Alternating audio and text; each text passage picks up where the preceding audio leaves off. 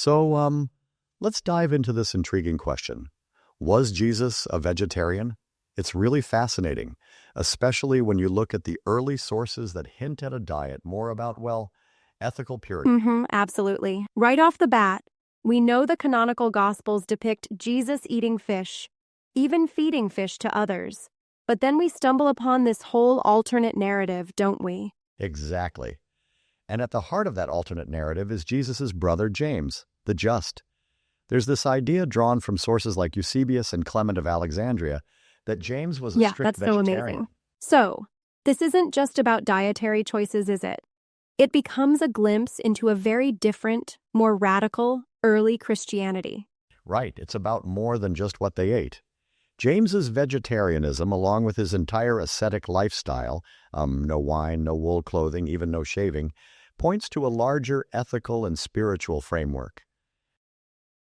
That's a very strong commitment. And these details really emphasize that he was seen as someone who practiced extreme self-discipline.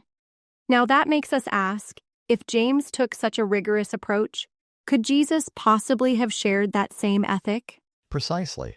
There's a suggestion that, at least in some early traditions, Jesus might have been associated with, or even embraced, a vegetarian lifestyle.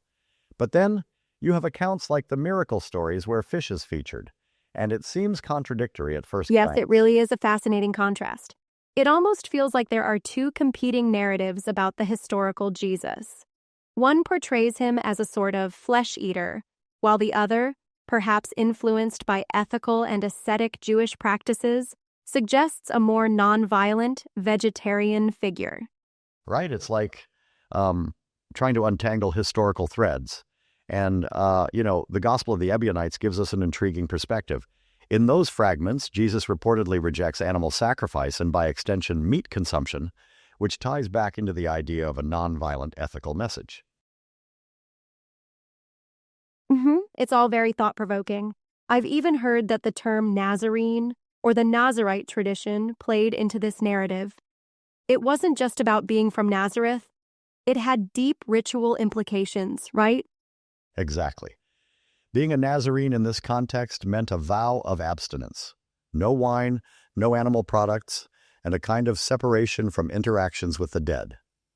It was an ascetic lifestyle that underscored purity, and James was seen as a Right. role model. That level of discipline is really impressive. So, if James, who led the very first Jerusalem church and was so central to early teachings, was a vegetarian, then isn't it plausible that the early movement might have embraced a more, ethical dietary practice overall? Absolutely. Scholars like Dr. Robert Eisenman even argue that James and his followers were anti-temple, anti-sacrifice.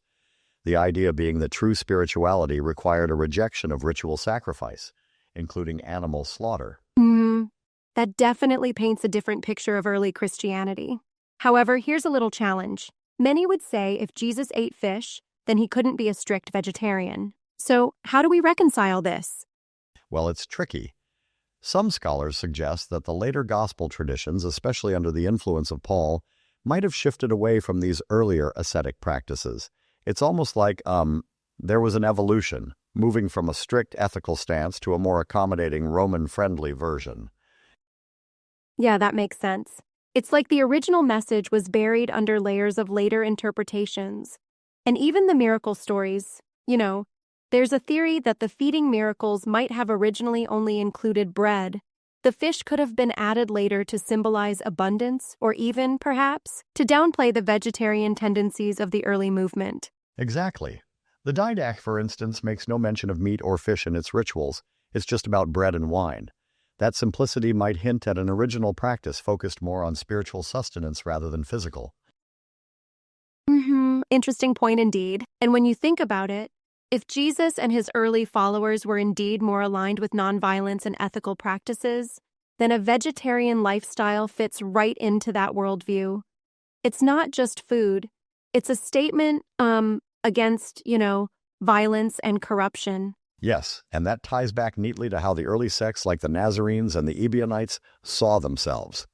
They emphasized, with a lot of rigor, a return to a purer, more ethical form of worship that rejected mainstream practices, including the ritual sacrifice system of the temple, which was steeped in violence. right? That almost seems like a call for a full lifestyle change, not just dietary habits. And that's a huge point. It means that for some early Christians, being vegetarian wasn't simply about health or personal preference. It was, a deeply theological stance. Exactly, and when you consider how Paul's interpretations eventually became dominant, it makes you wonder about what was lost. It's like a version of Christianity that emphasized what? Ethical nonviolence and strict adherence to a certain purity code, which included not consuming meat. That's really radical if you think about it. But, I've got this, little critique here. Even if Jesus did follow this masculine ethical stance, isn't it a bit oversimplified to directly correlate his lifestyle with vegetarianism? There are so many factors, cultural, historical, even economic, that could have influenced dietary practices in that era. That's a fair point. It's not like we have definitive proof. It's more about reading between the lines, picking up hints from texts like the fragments of the Gospel of the Ebionites and the writings of early church historians. And yes, cultural and economic factors definitely played a role, but the ethical argument is compelling. Yes, indeed. Exactly. It seems like there's a blend, a sort of tension, between the image of a more humane, ethical Jesus and a more pragmatic, culturally influenced version that includes fish in his diet. Right, and modern scholars like Keith Akers, Andrew Lindsay, and Richard Schwartz weigh in on this debate. They argue that Jesus may well have been, or at least been part of, a movement that valued vegetarianism as a core ethical practice. That's really eye-opening. It's like we're peeling back the layers of later reinterpretation to maybe catch a glimpse of the original teachings. And that original vision seems to be one of nonviolence, ethical purity, and rejection of mundane or brutal practices like animal sacrifice. Absolutely, and the idea is if Jesus' own brother, James, was leading that lifestyle, it naturally raises questions about whether Jesus shared that radical ethics. It definitely forces us to rethink the early fault lines in Christianity. Exactly. Rethinking what we know can be really transformative. In our modern context, where ethical eating and vegetarianism are gaining ground as choices driven by concerns for animal welfare and environmental impact, this alternate narrative of early Christianity becomes even more relevant, don't you think? Yes, it totally does. It's like connecting the dots between our current ethical debates and these ancient traditions. It also makes you wonder, if the first leader of Christianity, James the Just, was a vegetarian, what does that say It's about a powerful the way to look at values history. of the movement? And it might even suggest that there was a significant and maybe even superior strand of early Christian thought that emphasized compassion, nonviolence, and ethical living far more than later versions promoted. Right? And that possibility provides a richer, more complex portrait of early Christianity. It isn't simply a matter of dietary preferences, but a window into a deeper spiritual and ethical commitment Yeah, that could have absolutely. reshaped the religion entirely. I mean, consider the practical implications. If avoiding meat was a conscious rejection of violent sacrificial practices, then over time, this might have set the stage for a comparative ethical critique of the surrounding cultures, including Roman practices. Exactly. It's almost as if they were laying down a sort of blueprint for moral living, eschewing both ritual violence and the corrupt exploitation seen in larger societal structures. That's a really compelling narrative. And then there's the miracle narratives, like the feeding of the multitude. Some scholars argue that the original event might have only involved bread. The later addition of fish could have been, a symbolic insertion to emphasize abundance or to puzzle later audiences with a familiar cultural element. Absolutely. The idea being that the transformation from a purely symbolic act to one that involves fish might have been a way to bridge the gap between the strict ethical teachings of the early sect and the more mainstream practices Right, that exactly. developed later. So, at the end of the day, even though we can't say with absolute certainty that Jesus subscribed to a vegetarian diet, the evidence suggests that there was a strong ethical current in his early movement that embraced vegetarian principles, especially as exemplified by his brother James. Exactly.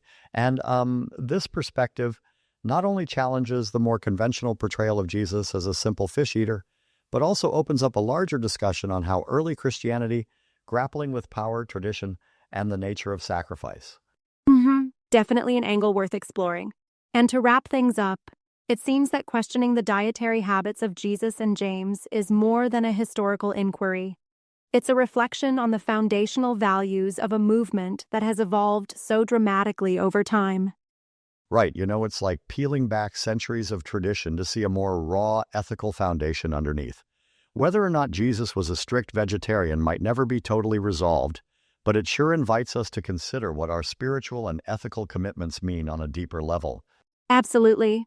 That's a really transformative thought. And if nothing else, it gives us a lot to think about regarding how the early portrayal of figures like James the Just could influence our modern values about compassion, nonviolence, and ethical living. Exactly. It's a fascinating journey through history and ethics. Thanks for this deep dive. It's been really engaging to explore these nuances together. Truly enlightening discussion.